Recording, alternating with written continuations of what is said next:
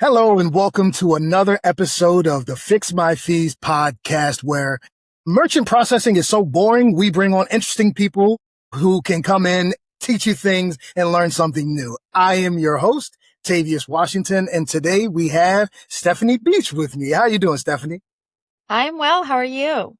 I'm doing amazing. So I know I came across your profile and it said you had been doing this for over a decade, but the thing that I liked that was interesting about you was how you work with publishers and agencies and brands basically centered around their ad tech. Like that was what attracted me to you, because we have so many people who come on here who are running ads, who are doing just different things like that. And I thought it would be cool, but it's just been awesome ever since we first chatted. So how are you doing today? Yeah, I'm doing well. And thanks for having me on. I'm very excited to be here. So you've been doing that for 10 years, and you even have your own podcast if you want to, touch base on how that came about also. But how did you get in the line of work that you are? Was it something that you actually like doing? Was it something you started doing just to make money? How did you end up to where you are now? So what I do now didn't exist actually when I was in school and as I was coming up in the industry. So I kind of fell into it, which I'm very grateful for. And I do talk a lot about the power of the pivot, and we can definitely get into that if you like as well. But you never know where things might take you if you take a chance, right? So I started off working at an ad agency and kind of, being a coordinator and learning the ropes and really starting at the bottom. Kind of worked my way up in the agency. I went to a digitally focused agency at the time.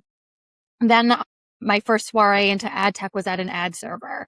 And that's really where I kind of learned the background and the technology behind advertising and media and marketing and kind of understanding how things work. And during that time, something called RTB, or real-time bidding, came out.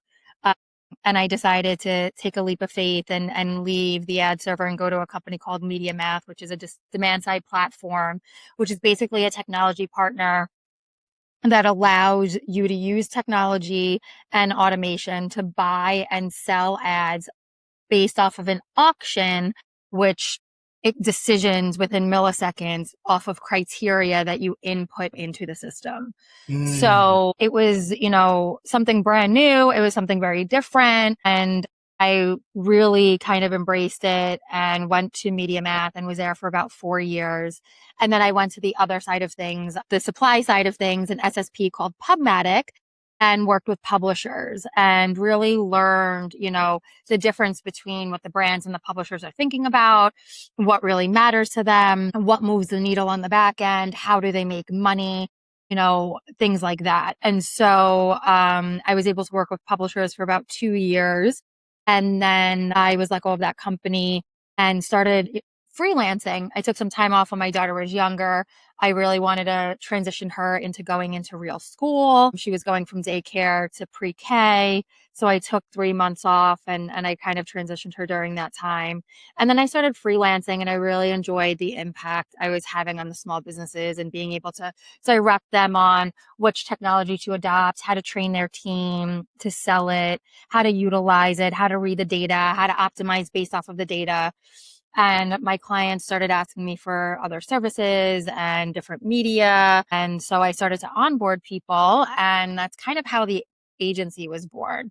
So the Marketeer Group is a full service digital media agency. We work with brands, mostly in a growth phase, helping them to drive some type of a performance or engagement metric through paid or organic media on any screen. So search, social, programmatic, SEO, GEO, email, analytics, ad operations.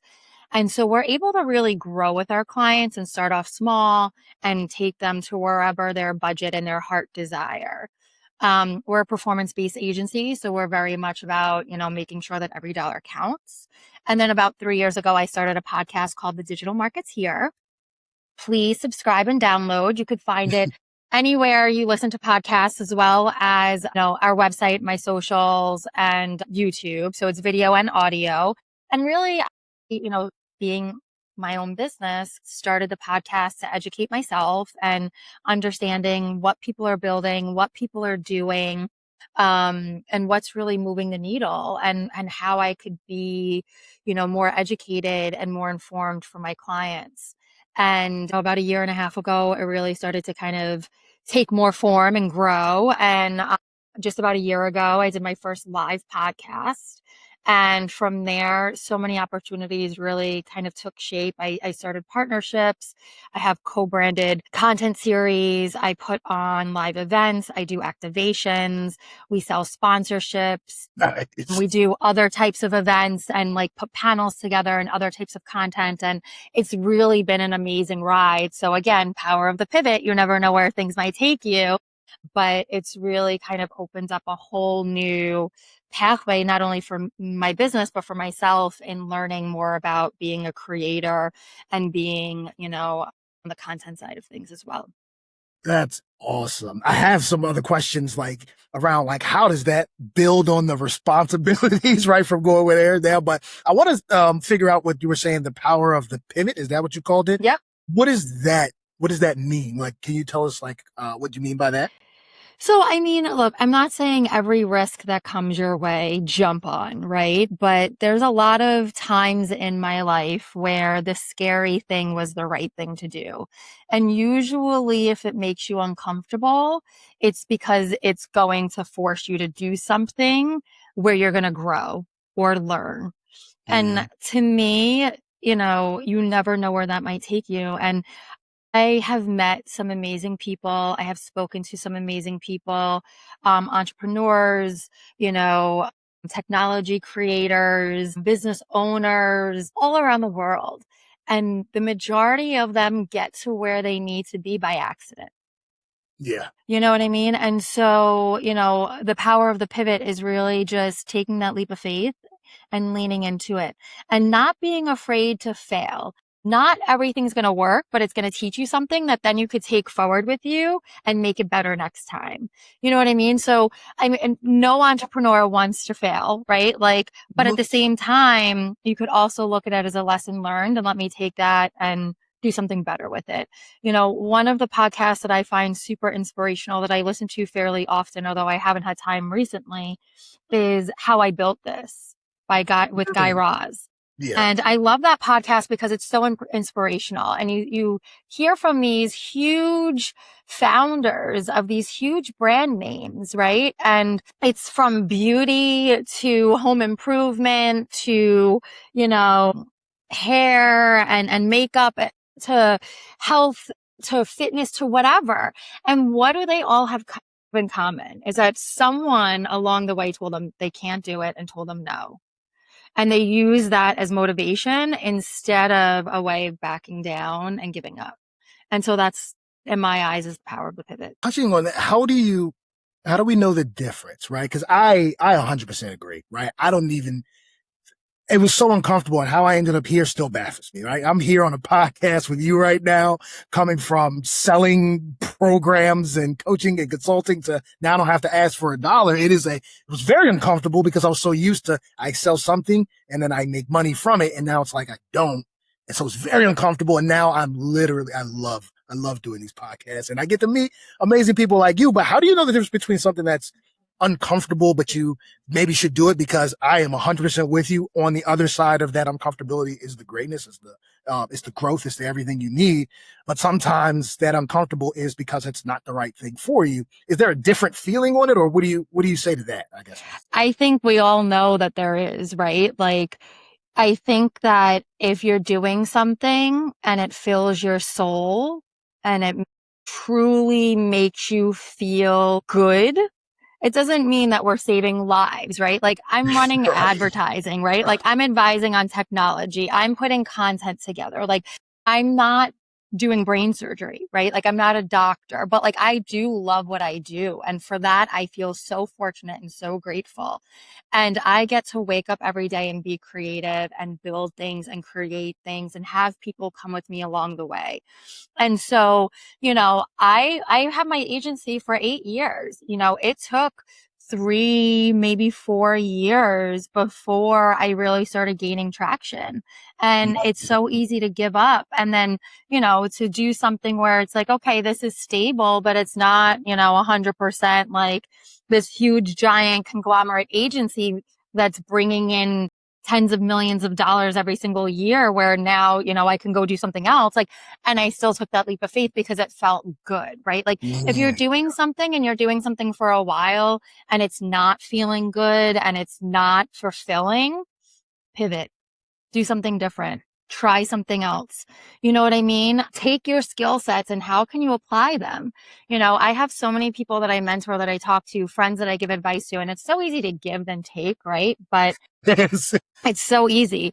But I'm kind of like, look at, they're like, oh, I hate what I do, but like, this is all I know. And I'm like, well, you have a skill set, highlight the skill set. If you're going for an account position versus learning and development position versus an EA position, like versus a project management position, like the skill sets are very similar. Highlight the ones that you could accentuate for that specific role. You're not lying, right? Like Mhm. you're just highlighting different things from different experiences to fit what you need to do in that point in time. So, it's kind of True. like lean into what works and listen to what doesn't. And don't be afraid to ask for help. Like don't reinvent the wheel. There are people that have done this before. Don't take advice from people that you don't want to be like is also the other thing that I try to follow, because so Mhm. many people are very quick to give their opinion, especially if they're jealous. Yeah. Yeah. Oh, wow. And that is as like, it's one of those things where people get attached to titles more than skill set sometimes, where it's like, I this, and they don't realize inside of that, they've done so many other things. Like I know so many executive assistants, I know you mentioned that, who are amazing accountants and bookkeepers, but they keep themselves saying executive assistant without highlighting all those skill sets. And it's like, how many other places can you go when you manage a 20-person book of business Yeah. and all their accounts and things like that. And so even me, right? Like I said, I was in sales and my skill set was I love talking to people. I love genuinely connecting with people. And now look, I'm hosting a podcast where I don't have to ask for anything and I get to genuinely connect with it. It was the skill set that got me here, not just that I ever did it. I've never been on a podcast or hosted a podcast before And now. you So. loved it because look, I know how hard it is to start a podcast. I know how hard it is to keep going when no one's listening. I know how hard it is to build that following, trying to get sponsorships, trying to get people to understand what you're doing, who you are and why they should care. You know what I mean? So Mhm. kudos to you. And it's amazing and it's a journey. But if you didn't love it, right, It would be tea. would it, right? It would be tedious, right? So Yes. it has to really feel good, Yeah. deep down inside. And sometimes if it doesn't feel good and it's just a stepping stone or it's a learning curve or you're trying to gain experience or figure it out, take it for that. That's okay. Yeah. You're getting to where you need to be. Yep. That's kind of where I find myself in the AI space right now. It's just like, I'm learning it. I'm throwing stick in the mud. It's a skill set to learn, but it can answer things, but I'm just kind of going with the flow of that. So I definitely understand. But let's kind of, move in a scenario. Well, let's say someone does, make that move into something that they want and they're trying to grow it, right? And now they're stuck in I think this is where I need, but I don't even know the first steps in like, how can I start to get clients? And should I be spending my money on ads right away? Should I be going the organic? I am so overwhelmed, Stephanie. Like, how should I start to get clients and be able to get people in front of me? Where would you say for somebody who's like in their first realm of now I'm in my new space, but I need to start marketing. I need to start advertising to get clients to me. Yeah.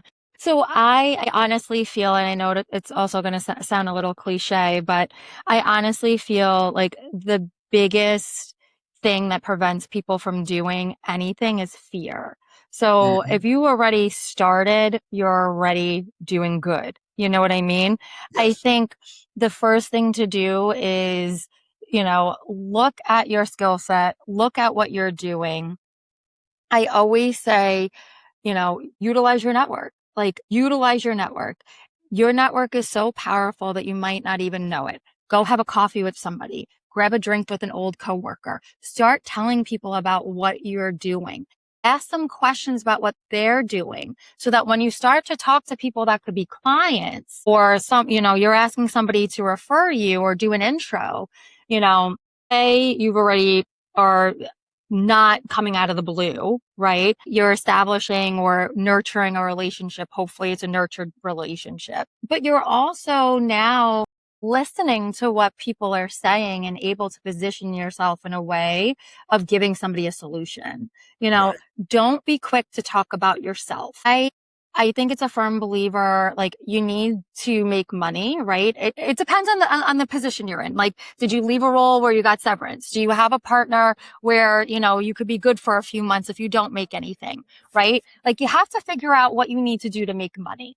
Right. And maybe that is like, being an EA for 20 hours a week. Maybe it's delivering pizza. Maybe it's being an Uber driver. You know what I mean? Like you got to do what you got to do to make money. There's no shame in that hustle at all. Mhm. But if you're working on doing something else, so if that means for the other 10, 15, 20 hours of the week, you're looking for a client or you're creating, content to put out there, or you're reaching out to people to tell them and talk to them about what you're doing and being able to put things together to get these people to talk to you in meetings and going to, networks and happy hours and things like that. There's so many things, especially if you're in a big city, that's free that you could attend to network, but just talking to people.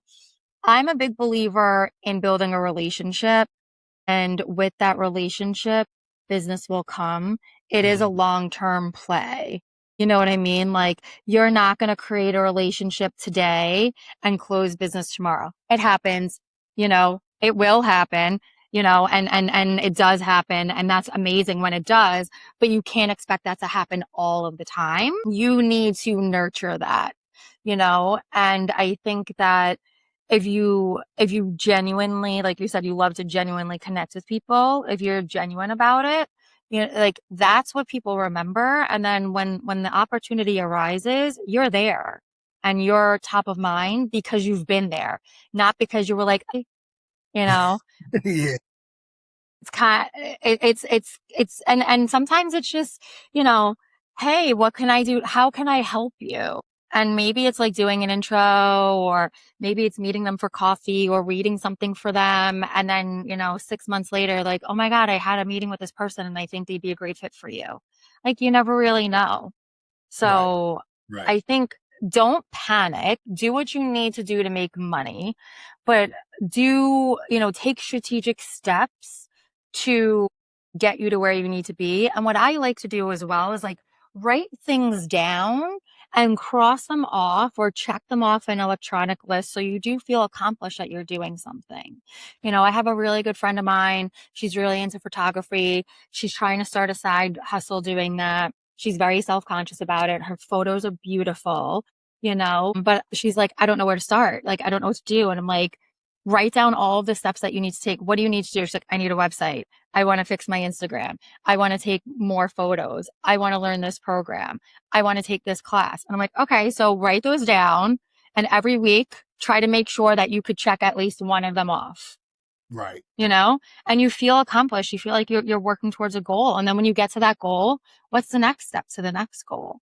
And so, it's kind of like tricking your mind almost Yep. into positive thinking and, positive way of looking at things, even if things aren't going the way that you want them to go right in that moment. And it's a hard thing to do. Hmm. It also gives you if you can, especially if you can take the bigger one and drop it down into what small daily things, like, it don't need to be an hour, 5 minutes. If you're fixing your Instagram, what are 5, 10 minute things I can do every day that at the end of the fix it? And it's like that little bit of dopamine hit, right? We are so used to scrolling. We're so used to doing things that give us that quick dopamine that, hey, let me update my profile header could be like, wow, okay, cool. Now people know what I am. And, just those little dopamine hits can really go a long way when it comes to like completing those tasks and feel Absolutely. the progress too. Yeah. And I think the way to look at it is like try to bootstrap as much as you can. Like especially if you're not making money or you don't have capital to start with, right? But at the same time, invest in what is helpful and what gives you time back, right? So one of the first things I did when my clients were asking me for other services was onboard freelancers that were able to help me do the things that were outside of my skill set. Mm-hmm. right? And then eventually I hired someone to do the work that I could do so that now I could go look for more clients, right? So now could have a pipeline. I adopted a CRM. I adopted an email. You know what I mean? I started doing things that and now with AI, it's so easy too. Like you could program Claude to be, an SDR for you to do outreach and kind of help you with lead gen. You could use Gemini to help you with your email. Like you could have automated replies come to you right now from Gmail. You know what I mean? Like there's so many things that you can do to help you, and it learns as you go to just free up some time that's free. But, it's just systems that you have to put in place. And even with AI Mm-hmm. right now too, if you're embarrassed or you don't have somebody to ask or you don't know or whatever, like start a chat, right? Yep. Talk to them about what you're looking to do and just keep prompting it and, you know, look up articles, join groups. There's free groups. There's, Slack channels and there's LinkedIn channels and, meetups and, you could go on Luma or Evite and do whatever in your industry. Like there's always Mm-hmm. something. There's always something. Can I give you, I want to ask you about this. So something that I've seen is when people start to get cash flow and they're ready to grow quickly, they're kind of lost. And it's almost like they want to use as much as they can or as little as they can. So I'll give you like an example. Somebody will come to us, we'll save them $5,000 a month because they're a bigger company. They didn't realize they were getting, and they're like, okay, I'm going to put that into marketing now. How does someone, if they're low and maybe they only have 1,000 or 2,000, or somebody who maybe has more cash flow of 10,000, 20,000, either way, there are wrong ways to go about it. How do you start to know the process of like, okay, Stefanie, do I have certain brackets? If I'm 1 to 5,000, I should do this. Should I start low either way and build up no matter what? What should I do to make sure that if I'm getting this newfound cash flow through Uber or DoorDash or from using my network or from saving money on merchant processing fees, and I'm now ready to work with you, Stefanie, or work with a digital marketing agency to grow, how do I know where to begin on which I should start? Yeah, I mean, I think every business is different and it depends on what your goals are and obviously what your budget is and how much money. You know what I mean? I am a firm believer, especially, if you're just starting out, always start off small and test the waters and then grow as you go and utilize what you're learning in order to grow. In my experience in doing this for, a very long time, a lot of it is education no matter what. And a lot of it is also educating clients on things that they think they might already know, in terms of who their audience is, where their audience is, what their audience is into. And maybe it's not necessarily that they had it wrong, but maybe there's other pockets or incremental, audiences or value or things that they can kind of utilize that they weren't before. And so I think like you have to kind of think in that mindset, right? Like try to be as frugal as you can, no matter how much money you have, right? Nobody wants to just waste money. And I Right. think knowing the business finances are really important. And I didn't do this early enough. And it's definitely something that's not my personal strong suit. It's definitely something that I kind of avoided because like I didn't like doing it. And I'm sure that a lot of people feel the same way and it's intimidating, but you could create a template or you could ask AI to help create a template or Google a template and Yeah. or even just like run a P&L. Like one of the first things you should be investing in is a bookkeeper, a really great accountant, and like QuickBooks or something to that effect, right? Like Mm-hmm. so Yep. that you could track all of that and you know what's what and then categorize everything and really understand what's going in and what's coming out and where you need to invest and where you don't. So when you do have that influx of budget, you know exactly what amount you can play with and where that should be going. Are you Mm-hmm. constantly needing more time to do client work, then maybe you need to bring somebody on to do client work, or maybe you need an assistant so that you could do more client work. You know what I mean? Like, are you spending all of your day in email? Like, how can you free up the things that could be done easily and cheaply by something or someone else? That would make the biggest impact. And that's where Mm-hmm. you should start. Yes. Yes. And that's not always, and look, this is coming from a media agency and like an advertising background. That's not always paid ads, right? And a lot of people come to me and want paid ads and they don't even have like organic media. And it's like, how, yes, we could do this, like, but like you want social media, but there's no social following. Like how do you expect people to know who you are or trust you or believe you? And like, I think like you need to kind of educate and tell the whole story, and understand where to start, even if that might not be where you want to start. Yeah. I think some people kind of underestimate the power of hiring one person, and how much time it gets you back, which can help you focus on things, which could mean more money, which means you could invest more in it. So yeah, like you say, it could be organic. It might be organic. It might be paid. So when you work with someone, how do you start to determine that? Is it like, do you get on a call like this? Is it a step-by-step process overview, or have you done it long enough that you kind of get on one call? How do you start to assess where someone is and what route they should get? I mean, like I said earlier, I ask a lot of questions. I want to understand, how did you start this business, or what do you do in this business? What's the goal of the business? Who are your customers? What have you tried previously? What's working? What's not working? What are you happy with? What are you not happy with? Why are you not happy Mm, with that? break it down If for I asked your team the same questions, what would they say? How big is your team? What are the expertise of the team? Why are you looking to do this? Why do you think, what are your expectations of this? You know, what does success look like for you? How long are you willing to give this? What is your budget like? Sometimes people have answers to all of that and sometimes they don't, and that's okay. And we could work with them to figure that out. But it really allows me to assess their rationale, their thinking, and understand their business and their expectations so I can align what we can do for them, how we can do it for them, and what's realistic. And if it's not realistic, I'm more than happy to say like, hey, that's amazing. We could do that for you, but maybe in this time frame or within this budget or not within this media. Or I think you need to do this. Or, that creative is not going to get you to where you need to be because of X, Y, and Z. You know what I mean? And so they might not like that and that's fine, but that's what you're bringing me on board to do. And that's what I'm going to be here to help you do, whether you kind of like it or not. And like at the end of the day, you're the client. So whatever you say goes, and I'm going to do whatever you want me to do. But I wouldn't be doing my job if I wasn't intelligently and right. accurately with my experience and data giving you our best recommendation to move forward or what to do or how to do it. So sometimes, it's multiple calls, sometimes it's one call. Usually it's more than one. Usually we meet, we chat, we get on a call. Sometimes we get on another call. We'll go over a proposal, or an outline, and then we'll kind of, amend that a little bit or take that a little bit deeper. And then we can go to an SOW, and then we'll go to like contract and signature. If things make sense, and sometimes they don't, and that's okay. Or sometimes timing isn't there.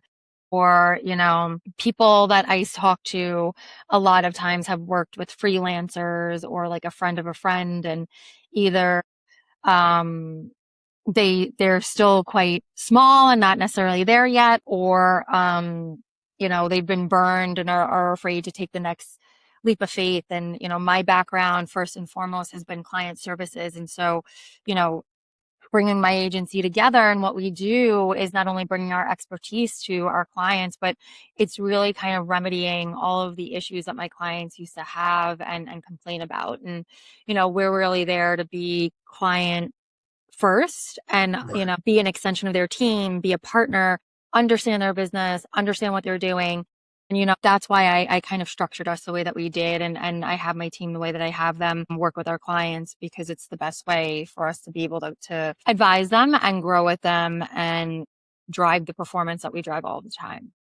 Is there what would you say is like the thing that's misunderstood the most when people come to work with you, or even just like not just you, but like the industry in general when they're going to start to work with an agency? What is like the most often misunderstood or something people don't really take into account that you wish like, hey, you need to be more aware of this as you're starting to hire on somebody onto your team there? I think when you're trying to hire someone on your team, the biggest thing I would say is to do your diligence in knowing who you're hiring. I really like the saying, hire slow, fire fast. Unfortunately, I don't necessarily live by that because I always give people the benefit of the doubt. And I'm always thinking like, oh, they'll change, or if I talk to them, or if we do this or whatever. And unfortunately, that sometimes gets the best of me, but lessons learned, and eventually I'll learn, I'll learn by my own words. But I do want to see the best in people, and I always want to give people a second chance. And there's nothing wrong with that, but sometimes it's a waste of time and a waste of money. So I always like to say, and what I've learned is your network again is powerful. And if you can utilize your network to get references and get referrals and understand like, how this person works, or, who's worked with who, even if it's through word of mouth, I think that's really great. I think definitely checking references, taking, deep questions, having other people talk to them, even if they don't really work for you, if it's somebody that has done the same thing before, or somebody that you really admire, or somebody that maybe does something else on your team, um, you know, and if they don't work on your team, have them sign an NDA and then just be like, hey, like, I just need a second person to help with this. Or, I've never worked in sales before, so I'm trying to hire a salesperson. I have a friend who's a really amazing salesperson. Like, would you be able to just do me this solid and like meet with these 3 people for 30 minutes within the 2 week span? You know what I mean? Like, I'm sure that people will help you out and give your honest feedback. Everybody will give references. Everybody puts their best foot forward with their references, right? So definitely ask the hard questions, but take that with a grain of salt. But if you see that you're connected with someone on LinkedIn, or you have somebody in common, like maybe reach out on the fly and be like, hey, just want to see how well you know this person. Like, I'm trying to hire them, and get off the fly information. Like, I've been burned a lot as well. I've gone through Upwork and Fiverr, and you could find Mhm. amazing talent there. Sometimes Yep. it works out, sometimes it doesn't. I do like to, again, give people a chance, but I Hmm. also really do like to go word of mouth. I also only hire senior level people. So it's always like director level or above. That's my own preference in the way that I built out the agency. So, it's sometimes hard to find the right people, and it takes more than one try. But once you do, treat them like gold so they don't go anywhere. Yep. Yep. Create an SOP around the hirings. Anything that you didn't like that you did the last time, make sure you write that down so you can figure out on the next one too. I Yep. think that I love the practical applications that you're setting here, because they're all little things that people can start to do. Being aware of your situation, being aware of your circumstances, your funds, who you're hiring, how you're hiring, and all those different things are little components, like you said, that you can start to check off your box. And if you keep checking them off, you'll feel the growth that you may not see just yet, right? You'll Yeah. feel it a lot more like, okay, look how far I've come. And maybe I didn't get the 10 clients, but I got 3, but one of them came from my social media, and that's a good start, right? I Right. just got a lead, Exactly. and it's cool because it came Exactly. from this post. So I really do like that. But I can tell the passion, because you've gotten to learn this in a way that you can speak to the complexities of what your industry is at a level that everyone can understand, right? So it Right. gets goes to your like expertise and your knowledge. But outside of business and the passion of helping others, what does Stephanie like to do outside of? Oh my gosh. So I have a 13-year-old daughter. She takes up a lot of my time. I love spending time with her.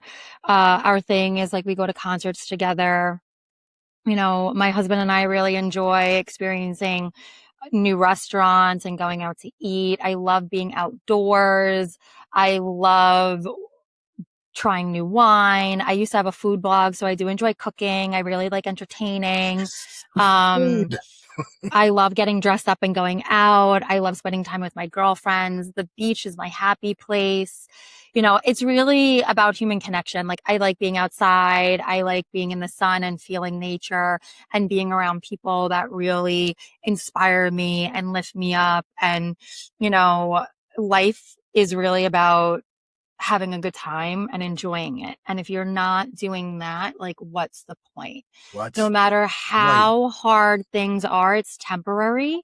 And everything, as hard as it is, and believe me, I've been in some really dark places in my life, it's a mindset. And sometimes I need to remind myself that. I literally go to bed every night, and, I was not a very religious person, and I learned to find my faith over the last few years. And I do. I thank God for everything that I have. And I go through my list of gratitude, and I wake up every morning, and I go to work out and during my Shavasana at the end of my bar class, like I am grateful for the things and I kind of envision how I want my day to go. And it sounds so cliche, but those mental things help so much. And pushing out that negative talk, pushing out that overwhelming feeling and pushing out those feelings of doubt, even though they're going to creep up, right? Like we're human, just helps even if it's for a little bit. Right. It helps even if it's for a little bit. And, even in business wise, like you do what you got to do on the back end to make it work, but mentally fake it till you make it. I remember when I was just starting out and I would have calls with people, my husband would walk into the room after a call and be like, you talk like you have like this big team behind you. Like who's we? And I'm like, as long as they think there's a we, who cares? Like they don't know. Right. And Right. eventually there was, and there is, and there will be a we, So it's all about, don't be bigger than you are and bankrupt yourself or spend all of your savings, right? But like work towards making it happen. And it's a little different. Like I didn't mind a service. I didn't have to start any type of a thing where I needed funding or anything like that. But like friends and family, create pitch decks, learn about how to go about funding. So there are events that I see all the time at bars that are like startup pitches or like practice pitches or like speed dating with investors or VCs or angel, like whatever it might be, like do whatever you need to do to get you to where you need to be. I like that. I like that. It is when that's what it was, your food. It's funny how much like people can pivot and change and still have that love for that thing in the past that you used to do. I am a huge foodie. I am a eat everything, try everything, do everything type of person. But I like what you're talking about, right? Having that work-life balance, right? Being able to go to work, be present, be there present for your clients, upgrading the business, doing better, but then also being able to turn it off so you can spend time with your kids, enjoy great Absolutely. foods, enjoy Absolutely. great When wines. I first started out, I felt like I had to justify being home and I was literally looking for a Yes. job or looking for clients 40 hours a week. And, I felt guilty going to work out or taking a Mhm. walk during the day or meeting a friend for lunch. But those are the things that you need to do, not only for yourself, but to Right. be able to expand your network, to be able to find creativity, to be able to tell people what you're doing and get feedback on what you're doing and move forward. Yeah. And Especially now, in a world that's continuously pushing like fear and yeah, negative and social media and news and fear and the negative, being able to step back and be grateful for things allows you to be more present with your clients, allows you to be more present with your kids because you're grateful for where you are and what you're going through at now because things could be worse. And that allows you to have better moments every day than opposed to starting the day off with negativity, going through the day with negativity, and now you got to deal with the day in, day out. Just the nature of absolutely. where we're at, right? Absolutely. I remember a couple of, well, actually a long time ago at this point, there was an issue with a client that was happening and no matter what we did, like we couldn't fix the issue. And it was like a back end technology issue. And I remember, I had to get upper management involved and eventually like the chief technology officer and like the CEO had to get involved. And it was like this whole big thing. And I remember having lunch with a client and he was like talking to me about what was happening. And I was like, I'm really sorry. And he was like, you're the first person that said that. Mm. He was like, thank you for just caring. And I was just like, what? Like, I was so blown away, but it was just like, I just related to him and like, I'm sorry. I'm sorry that's happening. I'm sorry we can't fix this. Like, I don't have an answer right now. I'm sorry. And he was like, nobody else apologized. Nobody else called me and was like, this is what we're doing. This is this next steps. This is what we found. Like, he was like, he was like, that's all I needed. Thank you. And I was just like, wow. And that stuck with me. You know what I mean? All of these years. And that's kind of what I lead with, like human first, connection first, relationship first, people first. And I'm very fortunate that it's been successful for me. That's awesome. I love that. I love how your care and concern that for your clients and your family is enough to like, let me take a step back, make sure I'm grateful so that I can always be present in the right way because we know anything that could be in our minds that isn't forthright or isn't like positive can start to have in those conversations with your clients can start to affect it, right? But if you're always happy, you're going in there, then you can do what's best for them because you're clear-minded and you can bring that energy to them and they can feel that you genuinely care. You want to make things happen, whether they're just starting working with you or they're already working with you and want to continue to work with you. I think that is awesome. So I appreciate everything you got from here. I implore anyone who's watched this, we've went over so many micro things that there may not be that one huge, whoa, I need to write this down. I would transcribe this because there's so many little things you can do. Transcribe this, ask Claude or ChatGPT, what are the top 5 points that I could take away from this and implement? Because I do believe that if you're just listening to this without writing it down, you might miss like there's 4 or 5 little golden nuggets instead of the one huge one. And I think that's even more valuable than the one good nugget that I try to get from these. So I want everyone to do that. But thank you, Stefanie. I appreciate you coming on here with the podcast, teaching people these things and having fun with me. This has been a lot of fun. Yeah, it's been great. Thank you so much. I really appreciate it.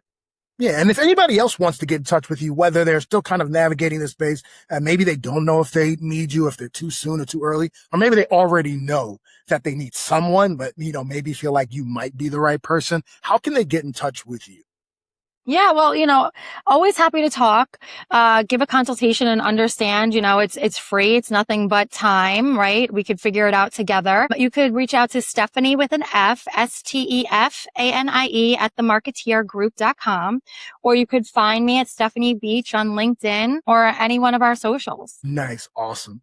Thank you again for joining the podcast with me. We should do this again. We should definitely do this again sometime, probably next year, give an update and see where things are. Cause I think by the time we talk next year, we'll be talking a lot more about AEO. And I think that'll be a lot of fun to kind of catch back up and how ad tech is taking that on. So I think that would be fun to go into. But thank you for joining me for a podcast. And thank you for everyone that is listening in on this podcast. This has been another episode. If you are an interesting business like Stefanie, where you want to come on the podcast, you can reach out to me too, Tavius at fixmyfeesteam.com. I'm going to put all Stefanie's information in the bio. So if you want to be able to click on it and send her a message, I'll be able to do that. But thanks again, everybody, and have a good night.